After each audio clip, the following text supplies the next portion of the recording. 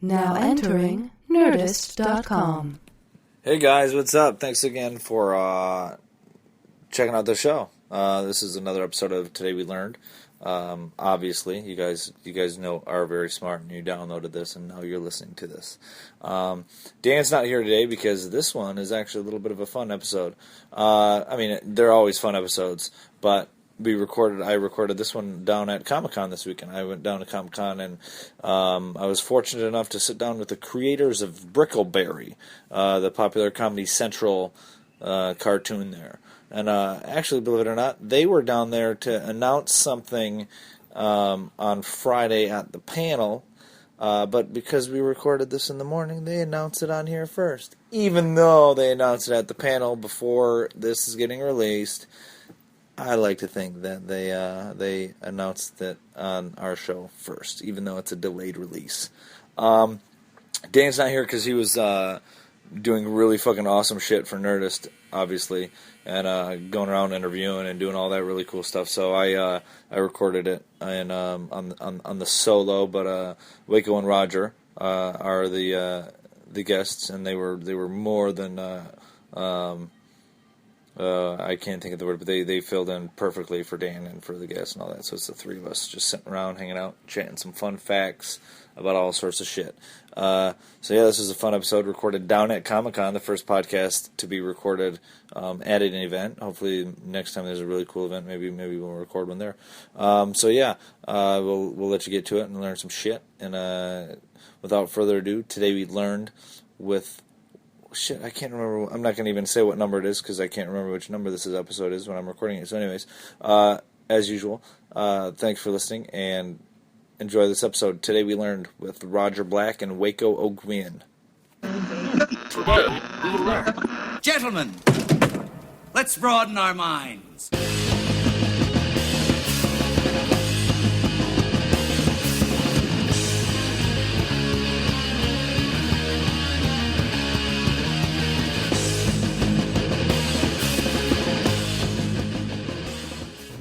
So it's Waco. Waco. But I've been called Waco. everything under the sun. Oh, is that O'Gwyn? Yeah, you got that one. That was a hard one. Yeah. That's good. Yeah. Well, I've practiced. I wanted to get it right. Roger Black and Waco O'Gwyn. You got it. I said that right. Yeah, O'Gwyn. What is that? That's Irish or Scottish? There's not many O'Gwyns around. It's Irish. There's not many. We all got killed. I think. And you still have your Georgia accent. Yeah. You should have heard it like 6 years ago. It was way worse. Y'all... Like, you couldn't understand my mom. Yeah. She's got the worst one. So when you're out here, do you still order Cokes? I don't drink Cokes. You don't drink Cokes? I gave that up, man. You gave that up? You don't drink soda at all? No. 8 years clean. What about you? Do you drink soda? No, not anymore. I'll drink Dr. Pepper and Sprite on occasion, like when I get a Shirley Temple or whatever. Yeah. But I'm sober, so I don't drink anything like that. So that's the only time I miss a Coke is when I want a Jack and Coke. The movie theater, I miss it with popcorn. I always enjoyed that. Or like in Vegas, I want a Jack and Coke. Okay, I'll still drink the Jack, but I don't want the Coke. That's probably got my priorities fucked up. That's funny too because like Georgia obviously is the mecca of Coke. Yeah, absolutely. And I know my grandma's from Alabama. And I know in the South everything's Coke. Like it's not soda, it's not pop. It's like what kind of Coke do you like? Mm-hmm. You know. Not Pepsi. No, not at all. You don't fuck with Pepsi. No way. No, we hate Pepsi.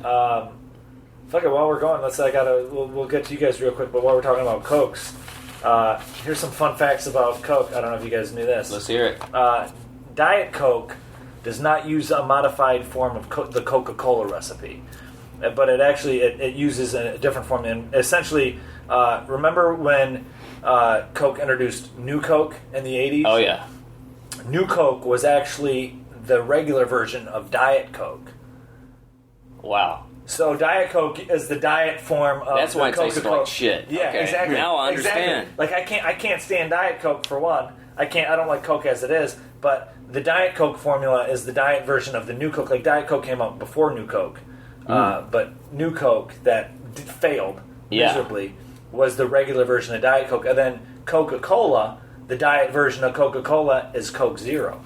Wow. Yeah, the only reason that is a fun fact. The only reason they started making Coke Zero was because the Diet Coke guys don't buy Diet Coke. Guys are thinking it's part of, it's all for women or whatever, so they made Coke Zero. And here's something that when you see it happen on videos or whatever, Diet Coke floats in cans of Diet Coke will float in water. Cans of regular Coca-Cola will sink in water. That's insane. What do they put in that stuff? The sugar. It's like because the sugar concentrate. Because Coca-Cola, the high fructose and all that weighs more and is more dense. Really? Than the cancer causing. How many? Do you know how many teaspoons of sugar are in a Coke? I bet you know that. I don't know that. It's a lot. I've seen it, so I can't retain. I have to be hooked up to Google to seem intelligent. I've seen one of those. Like I don't know if you guys remember the old Batman movie with Adam West, how they did that dehydration machine. Yeah. But I seen something like that. Remember that? It was so bad. It was so dumb and bad. I seen something like that where they did like the visuals of like here's the liquid form of Coke and then here's the powdered version. And it was like almost a can of sugar. Yeah. It's like damn. You know, there's that new documentary that basically is all about sugar and how it causes everything. Yes, you know, it's like, I want to watch that because it's like, cans are hard. It's all sugar. Everything. It's evil. It's like in California, every room or every bar or every place you go to, there's a sign saying, walking in here, we have something that may cause cancer. When we go on the Fox lot to do a table read, there's a sign like that as you give the guy your driver's license. Like, what the fuck is here that causes cancer? Why don't you just take it out? Yeah. Why do you have it here? Take it out, or just when you enter California, just put that sign. I think it's the sign that causes cancer. It's the idiocy cancer or whatever. It's like cancer of the brain. Like like just dumb people. Like I feel like you need to put that to because everything causes. I mean, I guess they're covering their bases because if you get cancer when you're 80, they can be like, well, you saw the sign. You saw the sign. You saw the fucking. But it's like they come up with a study that says coffee prevents cancer, and then the next study is coffee causes cancer. Yeah. Like maybe it just cancels each other out. A glass of wine is good for you, and then 8 years later, you should probably stop drinking Franzia. Well, that's why everybody's so fat, because I guess back in the 70s they came out with a study that all kinds of fat is horrible for you. Yeah. And they used to make movie popcorn with coconut oil, which is good for you. Yeah. And they said, no, it's bad, so they switched to vegetable oil, and then they started putting the snack wells that had no fat, it was just loaded with sugar. Everybody got fat as shit. It's so funny. Like, that's why I don't, I try to eat as healthy as I can, but I'm a huge caffeine fan, and people are always like, studies are like, caffeine's bad for you, caffeine's good for you. It's a dehydration, it dehydrates you, and it's a hunger suppressant. It's like, okay, well, that'll keep me thin if I do, if my hunger is suppressed. But it's. I just bank on living long enough for technology to cure me of whatever. Oh, it's going to happen. You read the Ray Kurzweil newsletter? The futurist Ray Kurzweil? No. He coined the singularity. He's the guy who... you know the phrase the singularity, but I and he works for Google now. Google is getting fucking scary because they have bought up every robotics company. Everything. And now Ray Kurzweil works for them. I love it. And they're planning some weird shit. I don't know. It's almost scary what they're doing. Because that Boston Dynamics, those robots that are like almost have guns on them now. Just they bought all these companies, the drone companies and everything. They just bought like a video game streaming Twitch service for $1 billion. Yeah, and it's they're going to have self-driving cars. They got Google Maps. Exactly. They got Google satellites. They got so they get set to take over. Yeah. I'm on board. Google, I'm on your team. I want to go work for them so we don't get killed. I use Google Chrome. Don't kill me. They're a fucking search engine. What do they need all these robotics?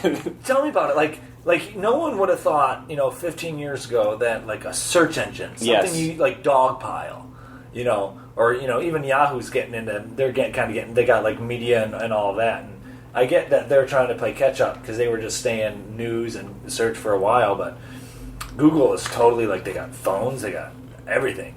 Yeah, it's like. It's kind of like SpaceX, like Elon Musk, where he's like, he wants all electric cars. He wants to send people to Mars. Yeah. It's like, man, building the Hyperloop is like what? It's like Tony Stark, where it's like they want to, like the Terminator almost. Like Google will be Cyberdyne or whatever. Yeah, and Ray Kurzweil believes in so many years. He says 20 years. We're gonna have nanobots that go inside and clean out all the cholesterol. And even go inside your brain and do shit. Well, I was reading the other day. Some scientists or whatever had a heart. It's a pumpless heart. Yeah, it's like a cyclical pump. So and they put it in like a cow or something, and I think the cow ended up dying. Or Yeah, no shit. but in theory, that works because your pump is a muscle that's going to get tired. Exactly. And the only way we can survive, we need the blood to go to our brain, and our pump's going to get tired. So if we can just keep a cyclical going and not use the... Yeah, that stuff's amazing. Yeah. It really That's is. like I was driving the other day, and I seen like an old guy was in front of me, and he was driving like an old guy, and I was like, man, I hope I really don't, when I'm old, I hope I don't drive like an old guy. And then I'm like, I'm not going to, because there's going to be cars that'll drive me. Yeah. Absolutely. But I'm on board. Yeah, and all the stuff that he says seems crazy, but then you go back and he's predicted, like back in the 70s, he predicted all this shit that came true, like the cell phone and just all kinds of, he's got a long list of things. He's like the non-bankrupt Tesla. Yeah. Like Nikola Tesla, who, because he predicted like Wi-Fi and all that in the 1800s. Yeah. And then the Tesla coil. Teddy Edison took all his ideas and made him seem like a crazy man. Yeah, Tesla invented radio, and then Marconi stole it. Yeah, exactly. Like he invented everything. Yeah. He had like wireless electricity. Exactly. Why don't we have that yet? Because the Tesla coil was wireless electricity, right? It'd be loud, and there'd be like lightning bolts everywhere. So people you don't have to freak plug out. your shit in at least. Yeah, I'd be on board. Everything would smell of like iron. It smell super clean. We'd all have cancer. Yeah. But we have the signs to hang up around. So. Yeah. Put a sign We'd on have it. cancer, but we'd be living for 800 years because we have a wireless. I don't know. I feel like, but then again, if we had all that, by now we have like nanobots. I feel like if the advent of technology back then was accepted, we'd have way more. Yeah. Right on. Well, ladies and gentlemen, you've been listening to us chat about nerd stuff, technology. This is another episode of Today We Learned. Thanks again for everybody downloading and listening. Our guests today are Roger Black and Waco O'Gwyn, creators of the very popular Comedy Central animated series Brickleberry. Say hello, guys. Hello. Hello. How's everybody doing out there? Thanks for joining us. We are at Comic-Con, believe it or not. It may sound a little differently today because we are in co-host Dan, as you know him. We are in his room recording at Comic-Con while he takes care of journalistic stuff on the floor for Nerdist and all of that. So it may sound different. We're really partying it up right now. Oh, man. The strippers will be here any second. Any minute. Nothing like Comic-Con sitting in a room talking into recorders. Yeah. A bunch of dudes. It's a sausage fest here, guys. Right on. So as our listeners know, we like to start off every episode with either the guest providing either a fun fact about themselves or something they learned recently. No rules, no pressure. So I don't know if you guys think of anything. We both learned something very important. We learned that Comedy Central S&P has a line. We found it. Standards and practices. They do have a line after all 3 these years. seasons. But we found it. Oh, I got to hear this. Well, there was an episode where the head ranger, Woody, gets a hemorrhoid. Okay. And then he goes to get it cut off, and the doctor won't touch it because it's got the face of Jesus on it. But they let us do that. Yeah. But the way we wanted to end the episode is we wanted to have the hemorrhoid crucified on popsicle sticks. I love it. And that was the one. They're like, no. we found their line. Their line is crucifying a hemorrhoid. We thought it was so ridiculous. Yeah, it's you normally don't have a problem with religion or whatever. No, we just go up against everything and everyone. Yeah, it's a cutting edge show. Like it's really funny. Really like if you like offensive humor, that's it. It's like if you and your friends, like me and our friends, like we're on text threads where we just bust each other's balls. Yeah. It's like the most hate-filled, like offensive thing. There's no hate behind it because it's just what's the line? And Comedy Central has the line of crucifying him. Now, if you would have put Jesus on a piece of toast, would they have let you put it on a grill or something like that? Yeah, it was. I guess the problem was that they said, it can be Jesus' image, but I guess in the episode, we wanted to end it where you find out it really was Jesus the whole time it was real. Because Woody's like, it's not real, it's like the fucking toast, it's not real. And then it starts talking, and it is Jesus, and then Woody's like, Jesus asked Woody to be like, you have to stop, you're going to be my prophet, and he's like, let me think about it, and then he decides to crucify him, just get him off, and they're like, no, that can't really be Jesus on his butthole. That was really where the line was, so we had to rewrite the ending. It's still good. It's like, we wish we could have done, but we get it.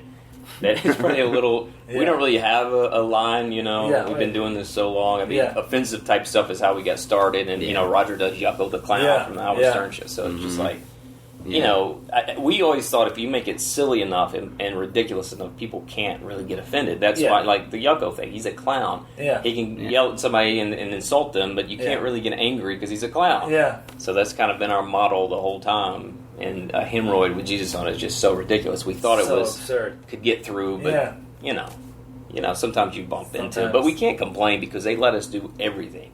Yeah. Everything else we think of, they let us do. And we're even amazed of the stuff that we get to do. Yeah. So we can't really complain about one little hemorrhoid crucifixion.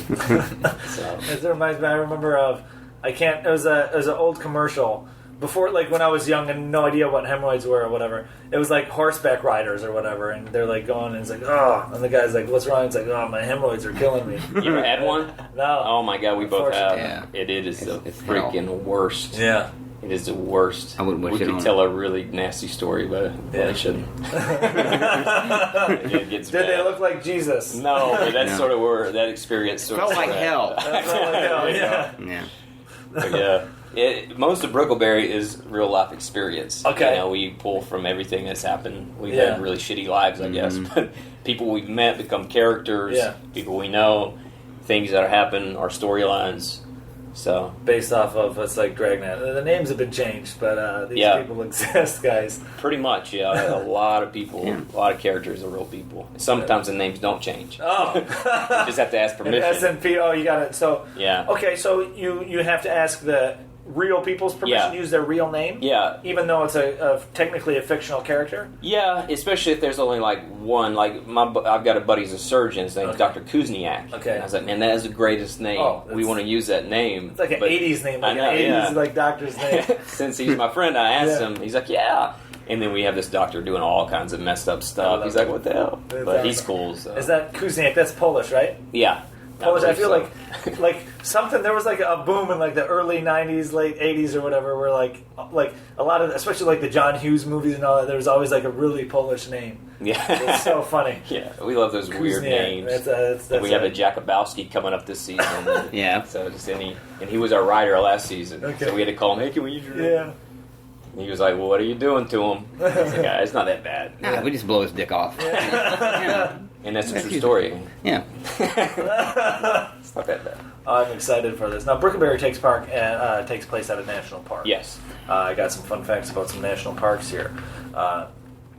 For those of you that don't know, here's a definition of national park off of Wikipedia. A national park is a park in use for conservation purposes. Often it is reserve of natural, semi-natural, or developed land that a sovereign state declares as its or they own. Although individual nations designate their own national parks differently, there is a common idea that the conservation of wild nature for posterity as a symbol of national pride. Now, the first recognized national park in the world was established in 1872. You guys have a guess as to what that might be? Yellowstone? Yellowstone, absolutely. Yellowstone. I got excited about that. Because I know that because we looked that up because we did T-shirts and we wanted Brickleberry to be established 1 year after Yellowstone. Okay. They always do one better than Brickleberry. It's like a Price is Right one-upper. Yeah, exactly. I like that. Got us by 1 year. Yeah. The largest national park in the world is the Northeast Greenland National Park, which was established in 1974. Now, if you look on, I don't have a picture on here, but if you guys Google it or if the listeners Google it, this park is literally like over a quarter the size of Greenland. Wow. So that's how, that much of Greenland is uninhabited. Who would want to live there? Yeah. Now, the national park in the Northeast Greenland National Park was established in 1974 and expanded to its present size in 1988. It protects 375,000 square miles of the interior and northeastern coast of Greenland, and it's bigger than all but 30 countries in the world. Wow. I just read that for the first time. I copy and paste a lot, and I'm and to find out that the Greenland's national park is bigger than 33 countries in the world. I guess, of all the countries, there's a lot of small countries. There's a lot of small countries, yeah. Now, for the U.S., back to the Yellowstone here, the first national parks to be founded in the United States were Yellowstone in 1872, followed by Yosemite in 1890. Now, Yellowstone is a national park located primarily in the United States state of Wyoming, although it also extends into Montana and Idaho. It was established in the U.S. Congress by the U.S. Congress, signed into law by President Ulysses S. Grant on March 1st, 1872. Now, Yellowstone Park spans an area of 3,468 square miles. Huge. It's insanely huge. Huge. Yes. Yeah, Waco's father-in-law was actually a park ranger at Yellowstone. Yeah. Really? That's where the show came from. Okay. Because he's a good guy. He didn't like me when I started dating his daughter because he didn't know what the hell I did. He's a good guy. He's a good guy. He didn't like me at all. He means well. But that's how I know he's a good guy, because he didn't like me, because he shouldn't have. Yeah, absolutely. Smart guy. But he definitely takes the whole being a park ranger very seriously, and Roger is Yucko the Clown, so he messes with everybody, and he would always rib him and call him a treat cop and just all this stuff. And he did it so much. At my wedding, he just couldn't take it anymore because Roger was probably drinking and just like getting him. Yeah. So he grabs Roger by the thumb and just bends it all the way back, and Roger falls to his knees. And it was so damn funny because, he couldn't match Roger verbally. No. So he just had to get physical and do a park ranger hold. And imposingly. Yeah. So that happened in 2003, and then we had a show on MTV2 in 2005, and then around 2006 or 2007 when we were trying to think of a new idea for a new show, we started talking about that story and how funny it was and how seriously he took it. And they said, we should do a show about park rangers. Because this hasn't really been done since Yogi Bear. Yeah, it really hasn't. I was trying to think of what other ones, or like even on parks or whatever, and I couldn't really think of one where it's like takes place like in the forest wooded area. And his name is Woody, my father-in-law, and he named the head ranger Woody. Is that short for anything, or is that Woodrow or Wood? Like I think it's Woodrow. Woodrow Whalen. Maybe. Yeah. No, it's Elwood. Elwood. Our character is Woodrow. His is Elwood. Yeah, that's right. Yeah. Okay. That's so funny. So, in the midst of a wedding reception, yes, you're being uncled. It didn't hurt, right? I mean, it wasn't. Oh, yeah. And the age difference has got to be at least like 30 years. Like, he's got to be like, he's what, in his 60s. Yeah. You were taken down by his 60s. He's tough. He's in his 60s. I would not mess with him. He's still built, and he's a tough guy. I don't have the facts here, so I might be flubbing them shortly, but as I was reading about national parks and park rangers, like the authority varies by different, you have the name park ranger, but different authorities can come with it and to and from, and they can have like authority of police officer, they can write tickets, they can just be like conservationists or whatever.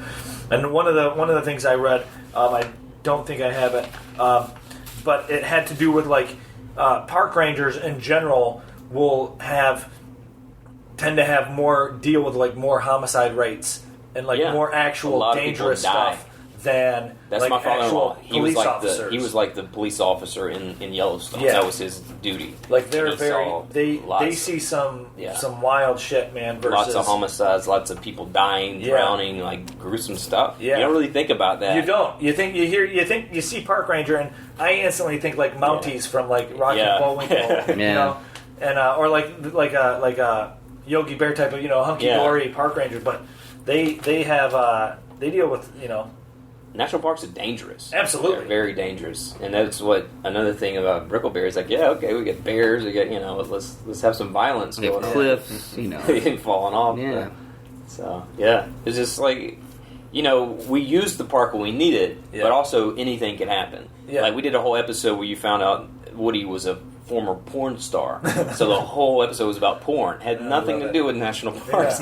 So it's just a setting we use if we need it, but it doesn't. We're totally free to do any story we think of. Yeah, because I mean, it's like it's almost like how like The Office or Cheers. It's the bar is the thing, but majority of the plot and the A plot and the B story and C story are personal, are character stories, character problems, and not even having to do with. Not that the bar is closing every week because it would get boring. Absolutely. All right, it's closing time, guys. It's 2 o'clock. Like it's not. It's all about that. Like we've had ideas with like really strong hooks, and then we're like, how does this ever make it past the first season? Because you're going to run out of ideas if everything has to do with this hook that you thought of. So it's much easier to have a show that's just open, so anything can happen. No rules. Yeah. I mean, you can have. You guys you can have the Harlem Globetrotters visit the park. Oh, we should. You should. He should. That'd be so funny. Ones. Yeah, the old ones. Can't dribble. They just drool. Like from the 70s, like they're like off a time machine or something. Oh yeah, they just a portal opens up, they step out. Well, no. That's the beauty of animation too. Like you can get away with anything. You can have a time machine or dinosaur just walk out anytime. Yeah. You know, I mean, you definitely want to make a little bit of sense. It's got to be grounded a little bit. Yeah. But, just have the dinosaurs have Jesus hemorrhoids. Right. And it's grounded. Yeah. But yeah, I guess it's a slight challenge. Is like you can do anything, but do you want to? We try to keep it somewhat, some kind of rules. Yeah. So we just don't go nuts. Yeah. Like first season, we had a gay bomb go off in the park, but we set it up where there was like this underground facility where they had all different kinds of bombs. And the gay bomb is a real thing that the military was developing. I read about that. So it's like grounded in reality at some point. Yeah, I seen that on Reddit or whatever the other day. There was I think they were trying to develop I think it was called the fairy bomb or the fruit bomb or something like that. Yeah. And they were developing it in theory to put over countries that were completely against homosexuals and like supposedly try and brainwash the soldiers. It's so dumb and not. Who thought of that? Like you just turn someone gay with like pheromones or something. Who's the general who's like, that sounds like a good idea. Yes. Here's billions of dollars in investing. Yeah. So we read that like 10 years ago. Thought it was so funny and just never forgot it. And then we were trying to come up with ideas. There's Roger plays Connie, who's a lesbian, and she's the only gay person around, and she's like really sad that nobody kind of sees her side of stuff. So then she detonates the gay bomb to show everybody. And turn all gay, but then somehow turns her straight. So she's the only one. She's excluded again. So everybody else turns gay, but she. Yes, it's like Superman 2 when he goes in that exactly that closet there. We thought about that when we were coming up with it. Yeah. It's like a Twilight Zone episode. Like the guy loves reading books. He's trapped in a library. That's my favorite one. Burgess Meredith. And the glasses break. That's one of my favorite ones. Yeah. I love that show so much. So Connie, there's this hot ranger named Ethel that Connie always wants to hook up with, and then all of a sudden she's a lesbian, and Connie starts kissing her. She's like, "Oh my god, I'm straight! Damn it!" It's like she can never get it. It's just right. She's right there in front of her with the tight pants every day. She's like, it's like a monkey's paw. Be careful what you wish for. Yeah, she can never get it. I love it. That's awesome. Here's completely where the other day was Wednesday was Batman Day apparently. I only know this because it was blown up on Twitter, but it was apparently like the 75th anniversary of Batman or whatever. And I was watching Aliens the other day because it's been so long since I seen it, and it was on at a bar, and me and my friends were talking about it, and I kept confusing which ones was which, so I ended up watching Aliens.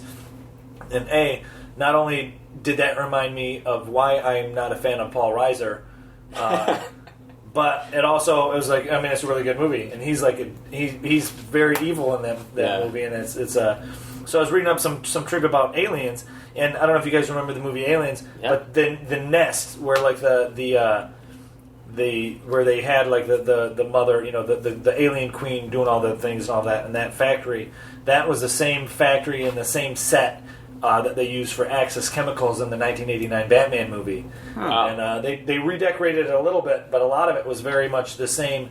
When the crew for Batman entered the set, they found most of the hive, what you will, intact. So they just kind of took away some of the more alien stuff and kept a lot of the weird pipes and the weird gothic-looking things and used that for Axis Chemicals. Yeah.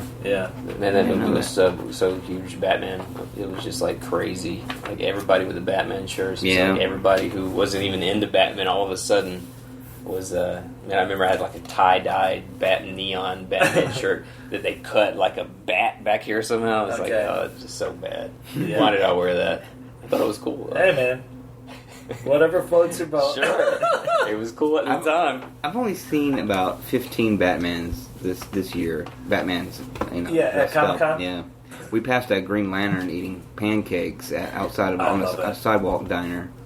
So you guys will appreciate this. I didn't see any Batmans yesterday, but me and my buddies, we were outside of the Omni at one of those bars or whatever, waiting for the gin party to start at Hard Rock, and we're sitting there, and we're like American Idol judges. We're sitting there right on on the bar, on the patio, and I do this around Halloween, and it's so fun to me. But here, it's like on steroids. And what you do is you call out someone's costume, and you get it just wrong, and you say, "Oh, I love that costume," but you get it just enough to where it could be like it's a bad costume. Yeah. Or you're just an idiot. And like this girl was walking by dressed as She-Ra, and we're like, oh, female Thor. How'd you people to get that together fast and all that? And she's like, and she got upset. And it's so funny. It's so fun. Because it's so mean, but like I'm on board with everything. Like I'm a huge nerd, I get it, I like it, but it's so fun to be mean to other people. Yeah, you're talking to the king of that. This would be a great city for a Yucko segment. Oh man, I wish we had Waco. You're not down here. You're not doing it. Oh, it would. No.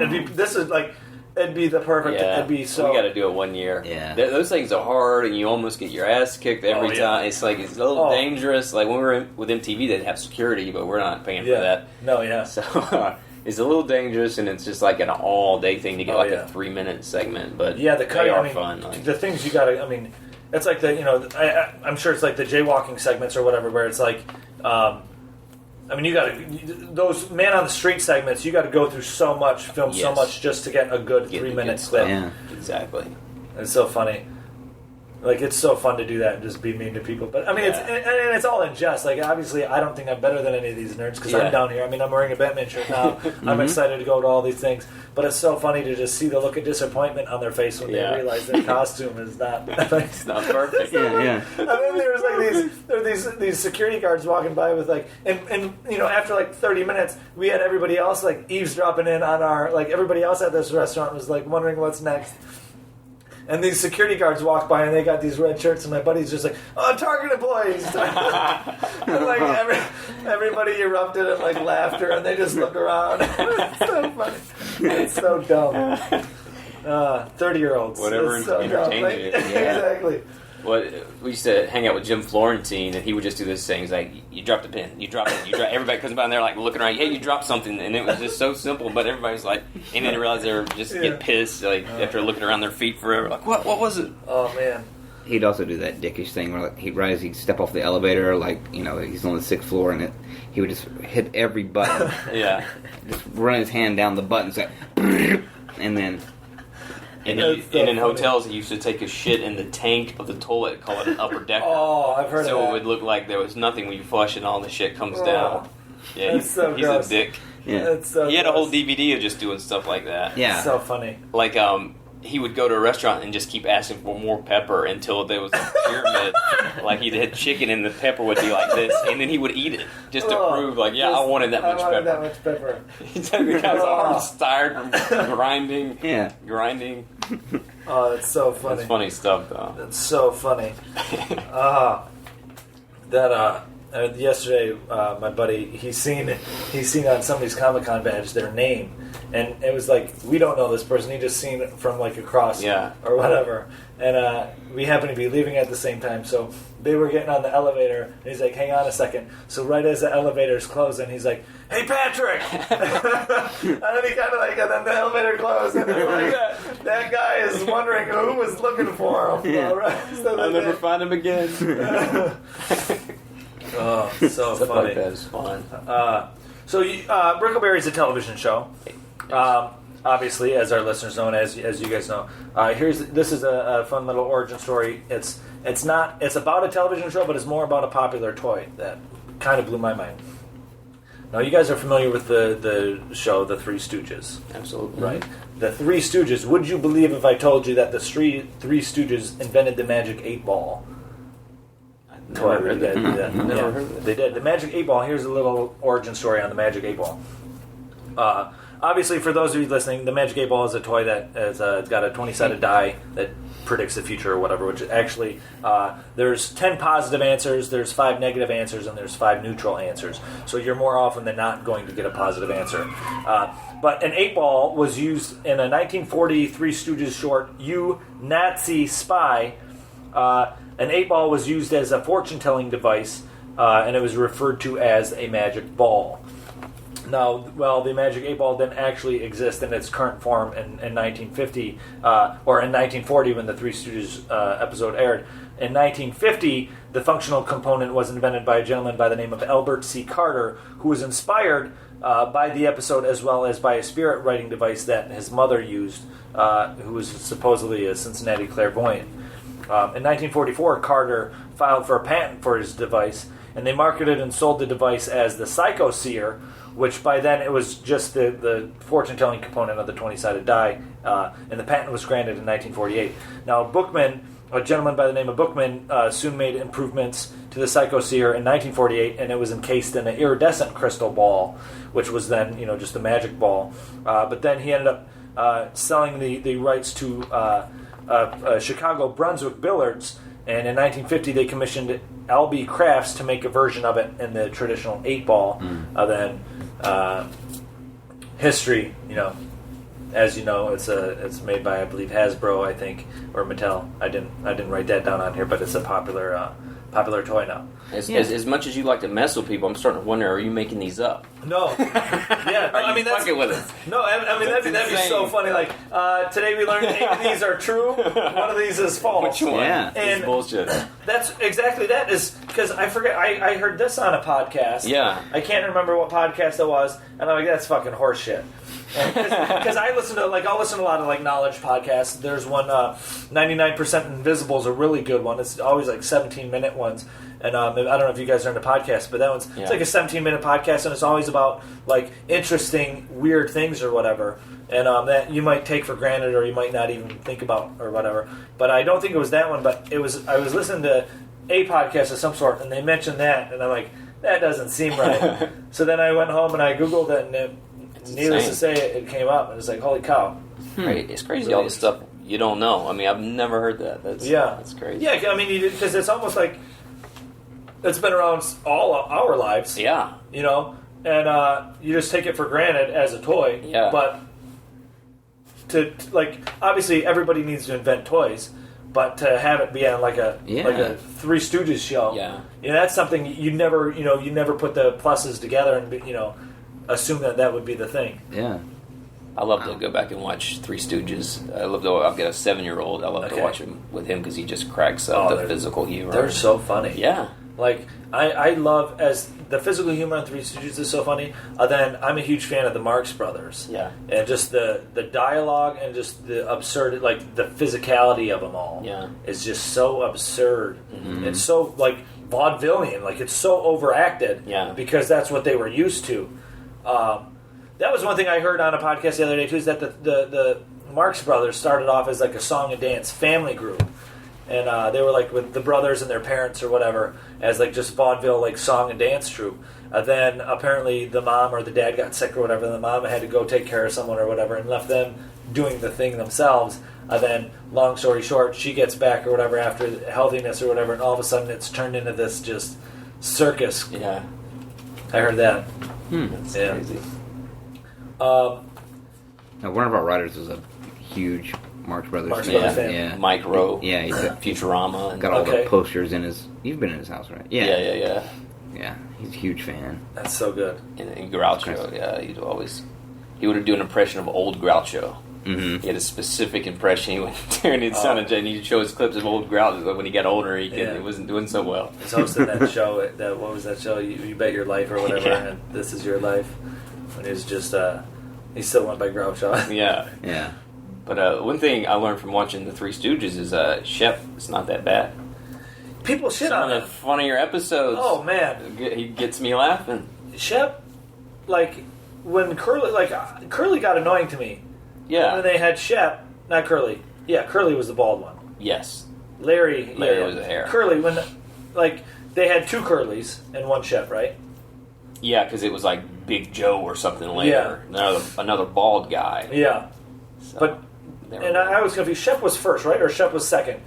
Curly. I think Shep was replaced the first before Curly. the TV started, on stage. I think Shep, because I think he's Moe's brother. So I think he was around, and then maybe Curly was, once they started doing television, already replaced him for some reason. But Shep was funny, though. I mean, he is. There's some funny, man. Yeah. It's just crazy. So stupid. So dumb. Yeah, it's so dumb. It's so damn stupid. It's so stupid. But it's so funny. My wife would walk in what? I don't get it. I said, you're not supposed to. Just let us watch it. It's so because we're bonding. Yeah. It's just so stupid. And it's you can't help but laugh. You think by they learn how to communicate with each other. No. And Shep had that hair. It was always wet. Yeah. Come over. Oh man, I already he put baby oil in his hair. It looks like it. It's baby oil. Yeah. And is it Shep or Shemp? It may be Shemp. I think it was Shep. Is it I thought it was Shep. Shep? I think it's Shep. I've been calling him the wrong thing Aristotle, all our these years. producer, will look that up. Shemp's good too. Shemp. There was Larry Moe and Curly, and then Shemp or Shep. But then there was Big Joe later on, right? Like after something like that. Yeah, Joe something. Yeah, and that was when they were doing the movies. Yeah, and that was when they were like way older, and it was like. Right? Have you seen the new Three Stooges movie? I did. Is it good? I did. I've seen. Yeah. I mean, the actors do a really good job. Like Will Sasso's great. Yeah.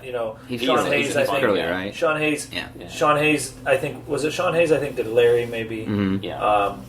And then I can't remember who did Mo. Yeah, I don't know who did Mo. I can't remember. Yeah, but it was all right. I mean, it was the thing is it's definitely an interesting paradigm because it's a very dated sense of humor. Yes. Now we have the old ones that we realize how dumb they are, but they're silly and absurd because A, we know they're old, and B, the quality is old and the dialogue's very old and all that. So we understand that we're opening up a vault for that. This new movie was bright colors and it was very reminiscent of the show, but I feel like because it is present day and it is new and all that, it just didn't resonate as much as if it was like an unreleased movie. Yeah, do you know what I mean? Yeah, like almost if they maybe would have made it in like all black and white, and made it with gritty and bad sound and dialogue and all of that, like very vaudevillian type. It may have worked more than it being like, okay, these are current people doing this way old form of dated comedy. Yeah, I wonder how Dumb and Dumber 2 will be. Yeah. I'm hoping that's going to be good. I hope it'll be good. Have you seen the trailer? Yeah, I'm still hoping. Yeah, because that's another thing, though. It's very, very dated sense, like comedy, as you guys know. Yeah, it changes. It does, and especially with when you try to revamp sequels with the same humor or whatever. Yeah, sometimes they work, sometimes they don't. Yeah, it definitely changes. Is it Shep or Shemp? Shemp. Roger was right. I didn't know. Roger was right. Shemp. I've heard both though over the years. I didn't know for sure. I guess people mispronounce it like me. Shep. I thought I was mispronouncing it. Shep. Shemp. I like Shep. Shep. Let's rename Let's just change it. Let's change it. Hashtag Shep. Yeah. Just start something. Here's a random fact here. Have you guys ever? This isn't. I mean, it's not too random because I kind of thought about this when I was doing research for national parks and for Brickleberry stuff. Do you guys? There was an old cartoon called Camp Candy. Yes. Do you guys remember that? It was John Candy's Camp Candy. We looked at. I don't think I remember it. I think we looked it up after we kind of got the pilot going, just to see is there anything.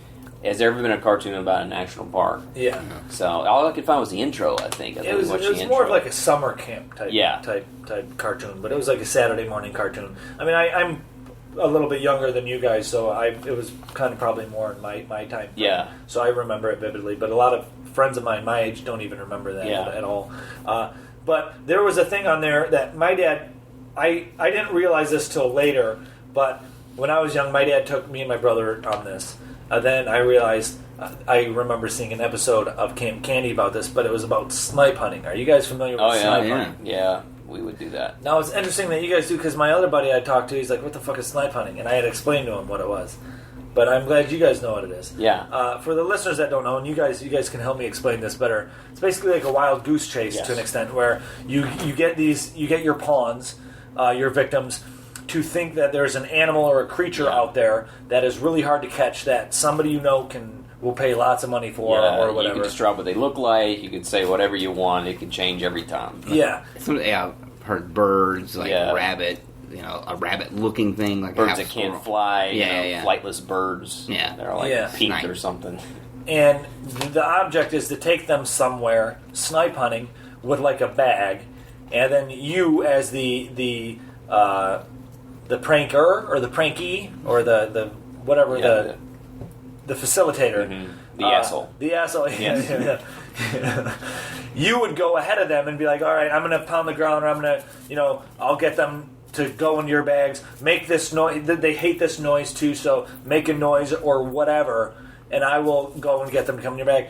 And the point is the person, you, the one who's doing it, will go around and like hang out and see how long the person holding the bag will stay out in the middle of nowhere for until they realize it's a prank and it's non-existent.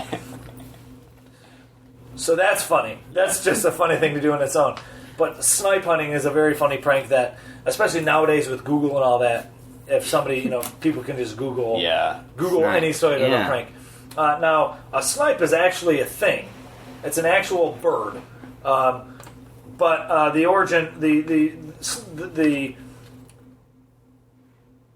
origin of the prank comes from the fact that it's a practical joke where inexperienced campers are told about a bird or animal that's impossible to get. No, it's an actual bird that is very fast, and it's very hard to capture or shoot. Now, back in the day, you had these sharpshooters who would go hunting or etc. or whatever, and the sharpshooters who were talented enough to actually shoot these birds ended up evolving into snipers because they were capable enough to shoot these fast, hard to catch, hard to assassinate birds, and that's where the phrase sniper comes from. Like these sniper rifles and sniper, like Navy SEAL 6 snipers or whatever. The phrase sniper is derived from back in the day, when it was hard to shoot these birds. It used to be sharpshooter, then it just shortened to sniper. Wow. Based off of the I did not know that. I thought that snipe was just some made up thing to trick little kids. It's an actual bird. Hard to catch, which is where the practical jokes comes from, is because it's hard to catch. So if you're going to be out there, trying to catch it, you're especially inexperienced. Yeah, you're not going to catch it. Yeah. Wow. Yeah, I was out in the woods like with a stick and a paper bag, and making this. It's not as bad as the atomic sit-up prank. Oh, what is that? That's when you get some gullible guy and you tell him you get down on the floor and this other guy you close your eyes and the other guy rubs your temples and does all that stuff. And you sit up, it's like, oh my god, it feels like being high. You say, oh, if you sit up fast enough after this, it's just crazy experience. Okay. It's like. And so then you get the mark to lay down. You have to close your eyes and don't open them. It's not going to work. You do all this stuff, but then you get a dude to take his pants down and put his ass about that far away from his nose, so he sits up real fast. And it's so mean. I love it. It's so mean. So we would do that at camp. That's funny. Yeah. That's funny. A bunch of dicks. Yeah. Basically. Camp games. Yeah. Camp tactics. We did snipe hunting. I'm trying to think of what other pranks we would do. We used to glue quarters and glue we would do the stink dollar or whatever, where you'd wipe a dollar and you'd wipe your ass with a dollar bill or whatever, and then you'd put it down and see who would come and That's a good one. grab it. Yeah. Mm-hmm. Sometimes you'd put an actual a turd or a dog turd or something on the back of a dollar, and people would just grab down, pick it up, and put it in their pocket. They'll get a dollar. Yeah, I don't care. It's $1. So funny. Speaking of birds, here's a fun fact about. We were talking about this kind of blew my mind a little bit.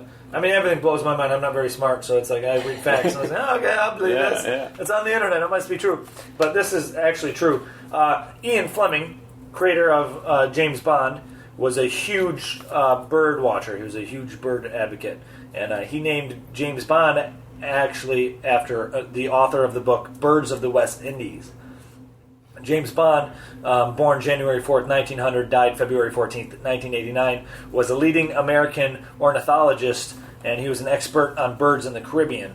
And Ian Fleming named the James Bond super spy, after this bird watcher. And actually, in one of the Pierce Brosnan James Bond movies, there's a scene where he's holding the book, Birds of the West Indies. Wow. The James Bond, the author's name is obscured, but he's holding that book as and there was another one where Sean Connery, one of the Bond girls, are like, oh, what is it that you do? And he said, I'm an ornithologist. Wow. Yeah. Old bird watchers. Yeah. Never understood that. I don't get it. Maybe if you're shooting at them, too. I guess. It'd make it more fun. I mean, And again, I guess, I mean, we're here, amongst a bunch of people, dressed as, like, superheroes, but... but it is, I mean, it's like, it is something that... I mean, like, I want to travel, I want to see the world, like, I want to see Machu Picchu. I'd like to do that. I'd like to see Mount Everest at some point. Yeah. But there's something about traveling the world and just watching birds and, like, seeing... I guess it gives you an excuse to get out and see things. Yeah. It's like that. What's that thing called? Everybody's doing now. That geocaching. Geocaching. I'll tell you what. Yeah.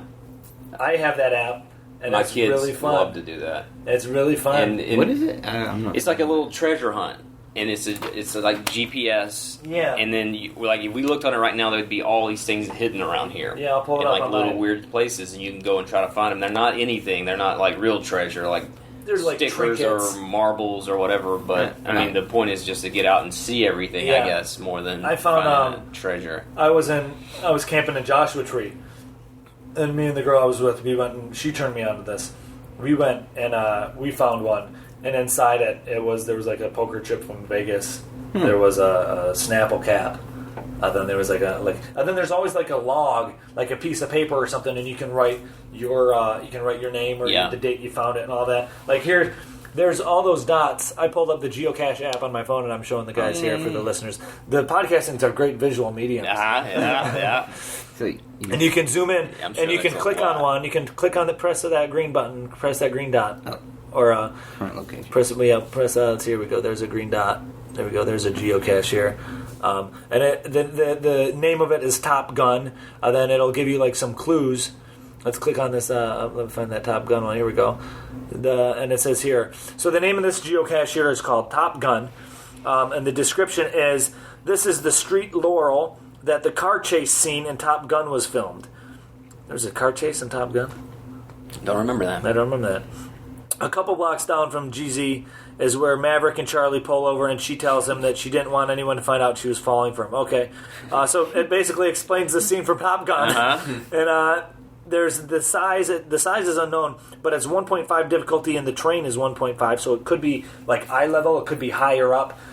Some geocaches I found were in those old film cartridges with like a magnet in it, and they'll be like under staircases and under things. That's a really cool scavenger hunt. Like it's... if you're bored and you're in a new town, it's fun to do. Yeah. It really, we've seen a lot of new things we wouldn't have by doing that. Like we were down in Florida at the beach house, and then we went out and did it. They were like all over the place down there. Huh. They're everywhere, like everywhere. Crazy. Like, and you can put your own on. Yeah. There? Oh, okay. And it's a free app. You can for $10 you can get the bigger app. Yeah. The app I have is the free app because I don't. Yeah. I'm not going to pay $10 to do that. Yeah. But and it gives you like a radius, whereas like the free one you can look at them all over, whereas mine you can only do like maybe like a 1 mile radius of the geocaches in the area. But you can post your own. You can do it's fun to do like if you're in a new town and you want to sightsee and you don't know where to go or whatever. When we went to Bonnaroo, they were all over the place. They were everywhere we've been. They've been everywhere. Yeah. So geocaching. They need to start putting real money in these things. It's like why don't they like do like a premium version? Yeah. Let's get excited about this thing. Like there was a guy not too long ago, a Twitter guy called like Hidden LA or Hidden San Francisco. He started. They did that in Burbank, close to where we live, and people went nuts. Nuts. It's like $100 or something. I mean, it wasn't that much money. No, and it's like this guy. For the listeners, there's a guy from San Francisco who's got a Twitter account, Hidden California or Hidden San Francisco or whatever. Yeah. And he would go. He's like he's a rich dude.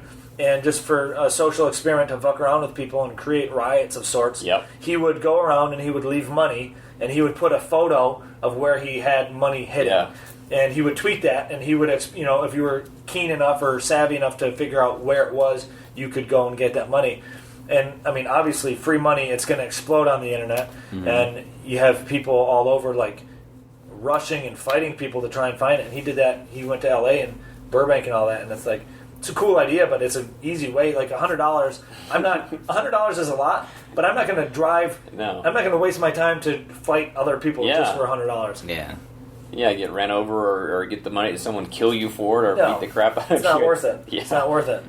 But it would be interesting. Like I guess if you could, almost like secretly, like if I was loaded, almost maybe just geocache. Yeah. And be like, put your own geocaches, but put like put like a form of money in there or whatever. I've heard some of them have Starbucks gift cards and like a little something, but not like it'd be really like down here would be a perfect thing to do. Yeah. Like we were at the IGN party last night, as you guys were as well, and it started off all right, and then it got kind of boring and lame. Yeah. But like my buddy was like, "How much do you think like Sin City or IGN or the sponsors are paying for these parties?" And obviously a lot. Yeah. But it's almost like down here, that would be like a great way to promote your movie. Yes. Like if you put either free movie downloads or like free Uber codes or free hide them around. money or whatever, for your movie or for your cartoon, here's a code to watch the first 30 minutes of a movie or the first episode of Brickleberry or whatever, and hide them around town and promote that as like download this geocaching or download this app. And that was the same thing I was thinking. I was like, for $100, he created national news or a couple $100, whatever it was. Yeah, he's like, people spend tens of thousands and don't create that much buzz. Absolutely. So I'm surprised more people haven't started doing it. Absolutely, it's a great way to. It's a cheap way to get press. It's guerrilla marketing until someone gets killed, and then you're going to be in a lot of trouble. Guerrilla marketing at its time. I mean, have like a huge. It's like The Amazing Race. Have at the end have clues in each one almost, and yeah. Right on, guys. Well, we're approaching our time here. First off, I want to thank you guys for joining us, Roger and Waco, for Brickleberry. Now is the time where you guys whore yourselves out. Oh, yes. And sell everything you got, everywhere people can find you, where they can watch you, where they can find you on the internet, whatever, where they can find you. I mean, this will be dropping on Monday, so Comic-Con will be over or whatever, but sell yourselves, guys. Anything you got, anything you guys want to talk about, now is the time. All right. Well, Season 3 premieres September 16th on Comedy Central at 10:30. That's a Tuesday night after Tosh.0. And it's going to be insane, so please tune in. And we're on Twitter at Brickleberry. Mm-hmm. And Roger is at Yucko the Clown. And I am at Waco O'Gwen, if you can figure out how to spell that shit. And you can like our Facebook page. Please. And Instagram. Why not? Shout out. Kind of hurting on Instagram. Yeah. What's your Instagram? We're new to Instagram. It's just Brickleberry. Everything's Brickleberry. Okay, at Brickleberry. So I guess that's it. Yeah. Thanks for having us. Yeah, thanks. That was fun. Absolutely. Thanks. Learned a lot too. Yeah. Thanks for doing this, and it'll be have a great time at your panel and all that. Yeah, it'll be fun. And, everybody, make sure to follow them and check out Brickleberry on Comedy Central. Now, do they have any seasons? If people aren't familiar with the show, is it on Netflix or ComedyCentral.com yet? This is coming down on Monday. This will be out on Monday. Okay, but we haven't announced this yet. Oh, okay. But we're announcing this today, so this will come after. Oh, you're announcing it on the panel. We're announcing on the panel. Fucking so awesome. This is actually the first place we're announcing so this is coming after. Breaking news, guys. This is exciting, even though this isn't airing till Monday. But, take a time machine and go back. Yeah. We're getting this before the panel at 24 ABC, right? Yes, right, yeah. But their panel, they were going to announce this today at Comic-Con. That's right. They're announcing it on Today We Learned first, but you won't hear it till after it's been all over the news. So, starting in August, I believe, we will be on Hulu Plus. Oh, awesome. So that's the first streaming place Brickleberry's ever been, and it'll be all the episodes. Wonderful. Season 1 and Season 2, and I'm thinking like Season 3, as it comes out, will also be on there. Yeah. So we're really excited. That's exciting. The guys at Hulu have been great. They're going to promote us a lot. Yeah.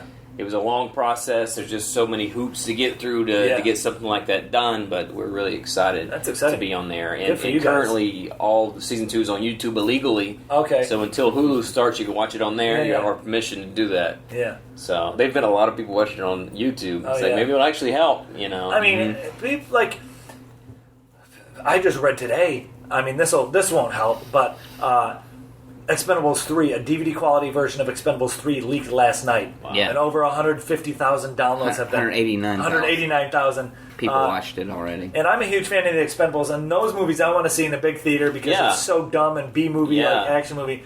But it's interesting because some of those times it's like it helps. Like, it helps people want to go see it in the theater, but other times it's like...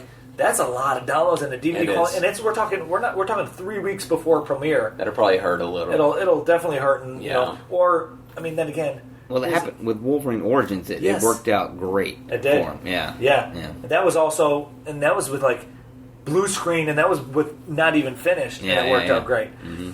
But I'm just realizing this now too. Is it's like I'm wondering sometimes that's It's by the company does that, but also Expendables 3 is going to be PG-13.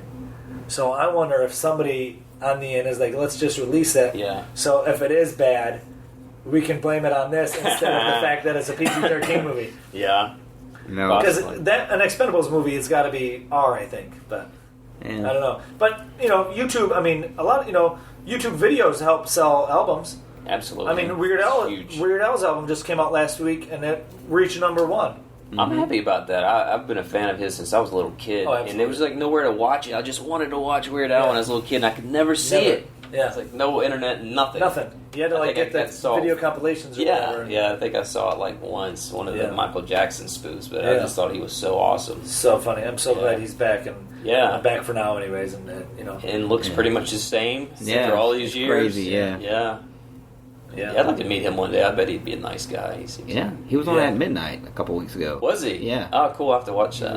He's really funny. I haven't seen that episode, but I got to watch that. Yeah. He was really good on there. He's also supposed to be doing a panel here at Comic-Con. Okay. Really? Tomorrow. Okay, cool. With Jonah Ray. Okay. Right on. Well, as our producer, Aristotle, get on the horn and try and get him on the podcast. Yeah. I bet he'd do it. He's a nice guy. I haven't met him, but everything I've heard or read seems really cool. Cool, right on. Well, once again, guys, thanks for joining us. We want to thank our listeners for downloading this and checking this out. Thanks again for all your wonderful reviews. You're helping us climb the iTunes comedy list on there.